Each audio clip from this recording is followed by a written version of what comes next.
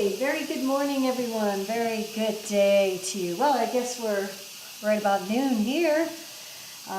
Just am breaking my fast and had my bullet smoothie this morning, my high-fat smoothie, and that got me through my intermittent fast from about 4 o'clock yesterday afternoon till noon today. And I want to share with you something wonderful that's coming out of the my favorite kitchen tool is my Instapot, and it's bone broth. Oh, the amazing benefits of bone broth. Today I'm doing a beef. I have a big beef knuckle bone that I used the other day, and so I'm just reheating this wonderful, wonderful broth that I had turned into soup. And that's what I'm going to have first. I'm going to put about a tablespoon of butter on top of that as well. But it looked like it was good and fatty, good organic beef fat right on top. And I wanted to share with you one of the most transformational body transformational tools that I use eating a high-fat, low-carb, moderate protein way of eating. I don't like the word diet, but that's how I've been eating about the last 6 months, and I wanted to share with you today how I kind of got into this and help you navigate your way to getting off the sugar, getting off the grains, and getting on the good fat that causes us to feel really good, become fat adapted, surrendering the sugar. Now, like I said, it's been about 6 months that I've been eating this way, and I had to be very strict about the first 21 days. So I followed the ketogenic rules for about the first 21 days until I really knew that I was fat adapted. And I kind of navigate my eating now between, the high fats, and I noticed a few things that needed to be shifted, including not sleeping great. But if you're with me on the one of the other rants that I go on, that could also be related to the 5G that has been introduced here in the place where I live. That's a whole nother topic. we're headed for full disclosure on that. So what I recommend and what worked great for me, and I don't know if you can tell, but I've lost I went down about 22 pounds, and I put on maybe 5 more pounds because I did have to incorporate back a little bit of carbohydrates. So for about the first 3 weeks, I was 50 grams or less of carbohydrates. Now I try to stay about 60 to 75 carbohydrates, grams of carbohydrates in a day, and very moderate protein, because protein burns like sugar. That was where the Atkins diet was a bit of a challenge. This is more high fat, good saturated fat from organic sources, and lots of greens, because when we're eating this way, we lose our potassium, so we need the good greens and avocados to help us with our potassium. But this is a tough time of year for avocados. I don't have an avocado here. I love that little sound.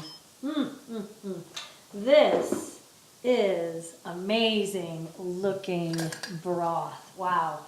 And I did add some really good beans to this. I have cannelli beans in this, some peppers. I've got a couple of little tiny potatoes in here. And this broth is phenomenal. Oh, look at that. Look at that. Oh, that's good. Now, what we're doing on the high-fat, low-carb, moderate protein is we need to up our salt intake because, as I said, we can lose our salts pretty easily. You know, when you first start this way of eating, you feel really good. I remember I was like, woo, I feel fantastic for the first 48 hours. And then suddenly I was like, oh my God, on the couch, what's going on? And I had lost my salts. And so I put a pinch of really good Celtic sea salt right under my tongue and began to come back. And then made a smoothie of greens and probably avocado and all of that to bring that potassium back up. So this is an amazing, amazing soup. So I've been off grains for 10 months now. I've been off wheat for 2 or 3 years. And periodically, I would like to be able to eat some good heirloom wheat. If we go to one of our favorite restaurants, he usually has heirloom wheat rolls. I might have one then, but I don't want to be paranoid in how I eat. I want to be fearful of GMOs, which most grains are genetically modified, so that's why we got off of that, off corn, off oatmeal. That was a toughie because I do like oatmeal, but we're going to be talking about the breakfast pud that I like to make. And those of you who have been along, but you came along for the Inflammation Nation, you see that recipe there. But I want to be at the point to where I could enjoy any kind of food that was good, healthy food, right? Organic, farm to table type of food, and not be fearful of ballooning up as, can happen when we are eating the standard American diet.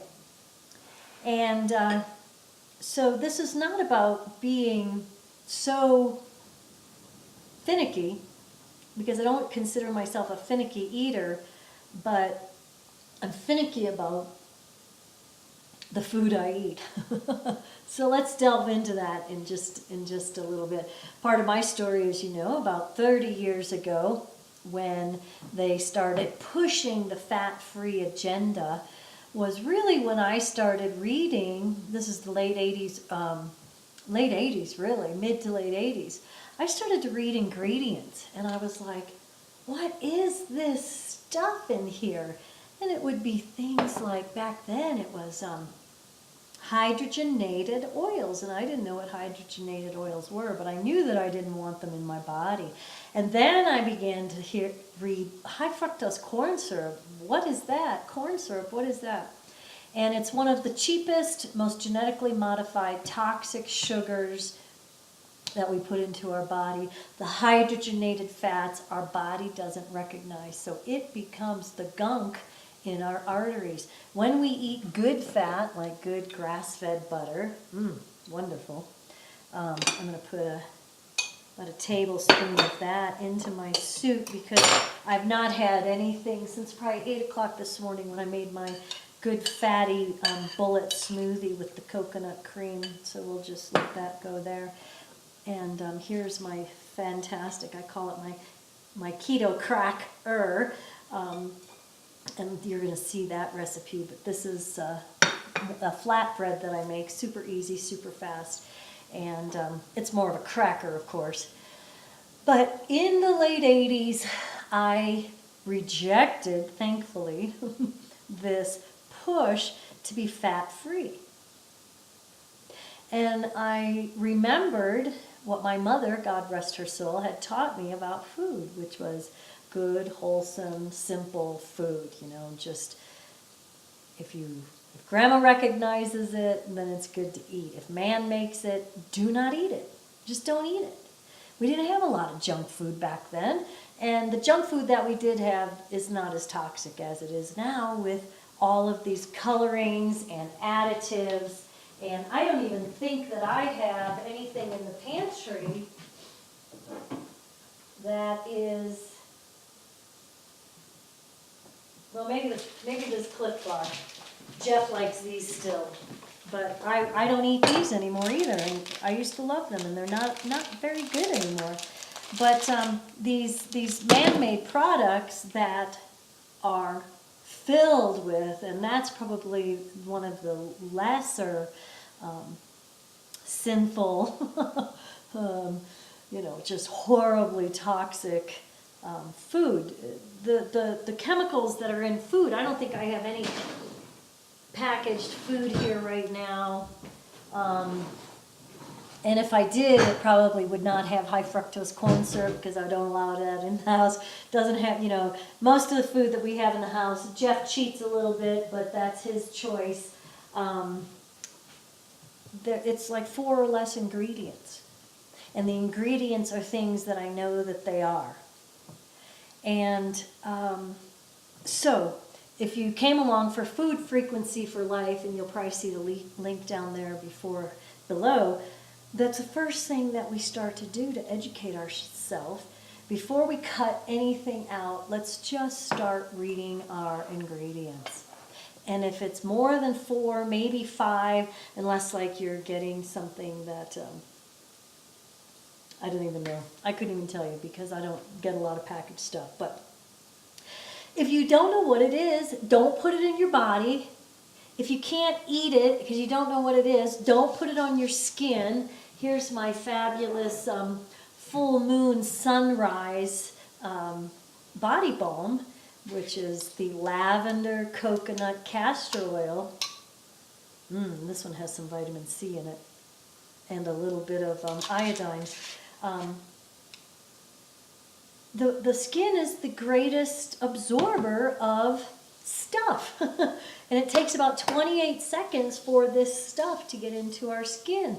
So if we're slathering ourselves with things like sunscreen, all these lotions with fragrances and phthalates and SLSs, sodium lauryl sulfates and propylene glycol, that's going right into your body and your liver has to process it. So this week, just begin to read ingredients. Here's something that might be, this is a cheat for me, but it has xylitol in it, and xylitol, we'll get into that at some point, has a lot of antibacterial, antifungal properties. So this has xylitol gum base, natural cinnamon oil, glycerin as a humectant, non-genetically modified soy lecithin, calcium carbonate, and carnauba wax. Okay, so this is not a health food, but I do enjoy a little gum chewing or gum chomping, as Han says. Here's my peanut butter, organic dry roasted peanuts and sea salt.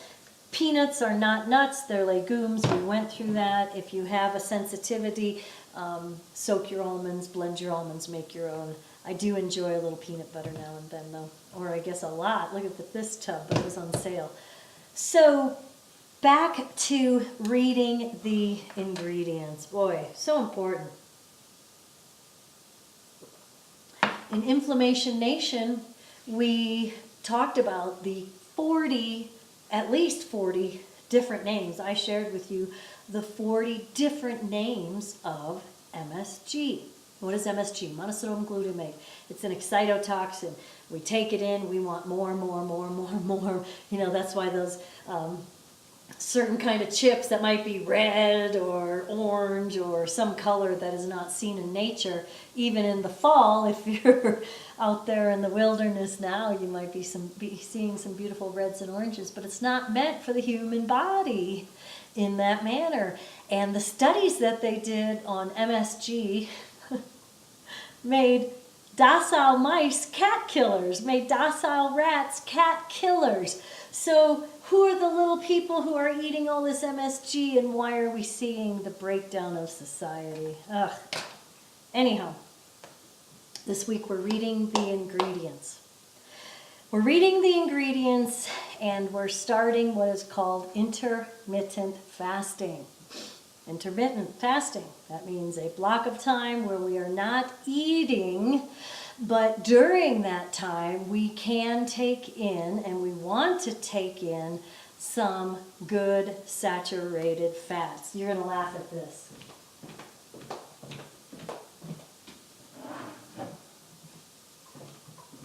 One of my favorite things is coconut cream.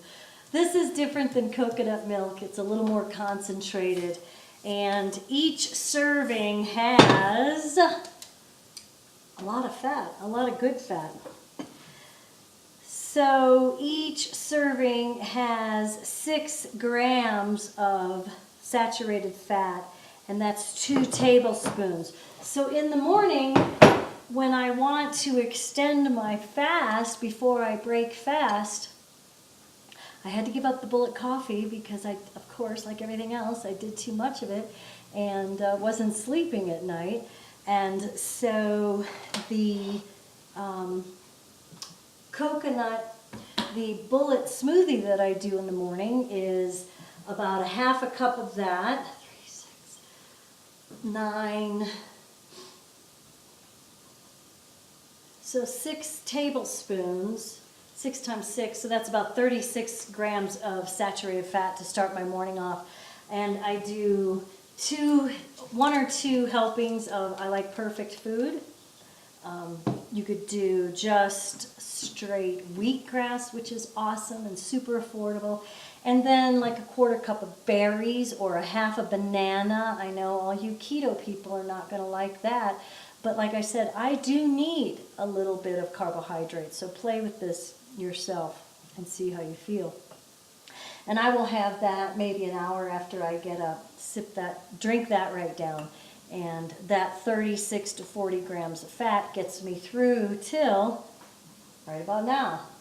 And I will be done eating by 6 p.m. So today I'm only eating for about 6 hours as opposed to 8. Intermittent fasting is generally 16 hours of no eating, so I usually go 6 p.m. to 10 a.m., but I try to extend it as far as I can go. If I'm hungry, I will eat. I had to have breakfast yesterday morning because we were going to work. I had to leave earlier, and so I made some fat eggs with a lot of butter and all of that good stuff. And that got me through until after our job was done, which was about 6 hours later.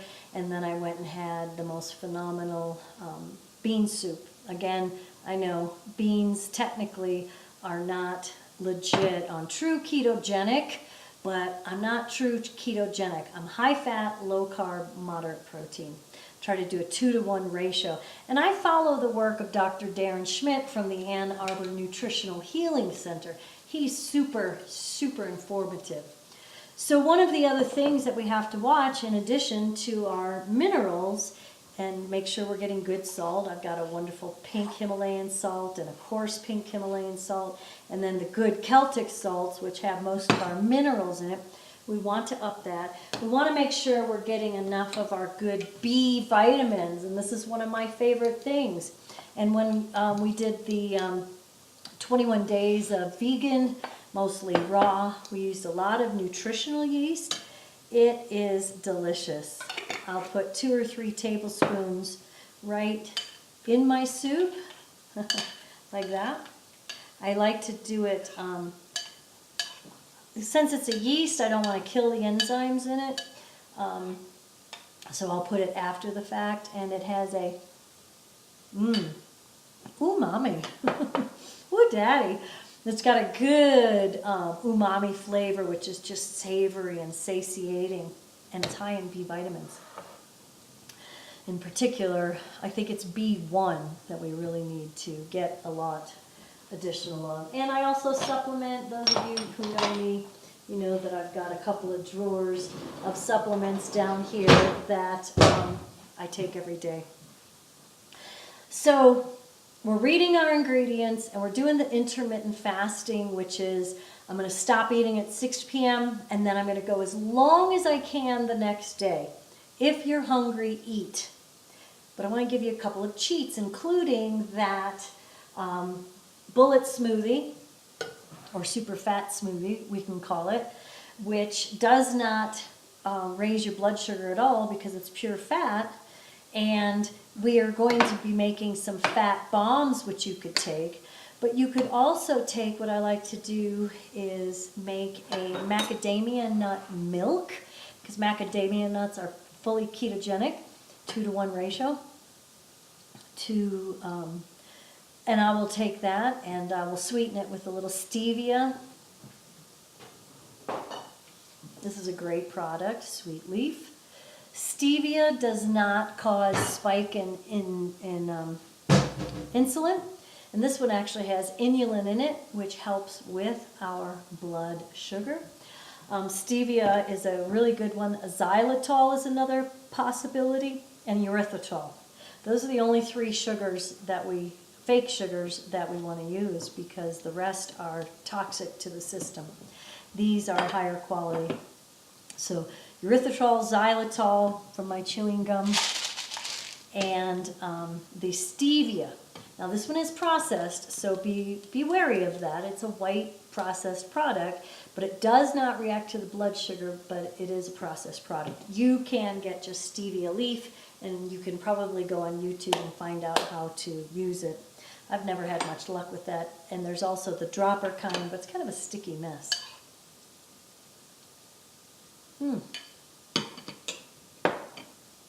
So we're reading our ingredients. We're starting the intermittent fasting, which is I'm stopping eating at 6 o'clock. This is what works for me. I'm not going to eat again until 10 o'clock in the morning. But between that, in that time, when I awaken, I'm going to have myself about 40 grams of fat, 30 to 40 grams of fat, in the form of using my just a little bit of coconut cream. I know, but that, otherwise it's just in small cans and I don't like all that waste. So I pour that out. I have a big tub of it in the refrigerator, and I try to use that within 4, maybe 5 days. And I can usually do that because I could add the coconut cream to my soup here, and I may do that because I'm about to blend this. I'm making soup for a sick friend as well. Reading ingredients, the intermittent fasting. What fasting does is it puts us into ketosis. What is ketosis? Ketosis is when we're burning fat. Our cells are using fat for fuel, not sugar. Now, I'm a sugarholic. I've shared my story with you before, recovering alcoholic, blah, blah, blah, sugar, sugar, sugar. Even though we weren't allowed to have sugar as children so much, we would have a little bit of junk food on vacations and that. But I certainly found sugar, and then once I found alcohol, that was my sugar for about 20 years. And thankfully, I haven't had a drink in more than 18 years. And but I do enjoy, you know, like anybody, I do enjoy a little sweet. So I use the stevia, and this is a great product too. It's 70% dark chocolate. Remember, if it's not 100% dark chocolate, then it's generally sugar. So 30% would have to be sweetened. But this one, it's sweetened with stevia. So I feel like I can cheat with this. But not after a certain time, because I had some of this last night and I didn't sleep the greatest. So Lily's is a really good product. You can read the ingredients. Let's see what she has in here. Unsweetened chocolate, erythritol, inulin, which is that blood sugar helping substance, and inulin is also a prebiotic, so it goes in and it lands in your intestines and it gives the good bacteria place to land. This has cocoa butter, sea salt, stevia, organic soy lecithin, and vanilla. So that's quite a bit of ingredients, but this is a cheat. You know, I'm not using this every day.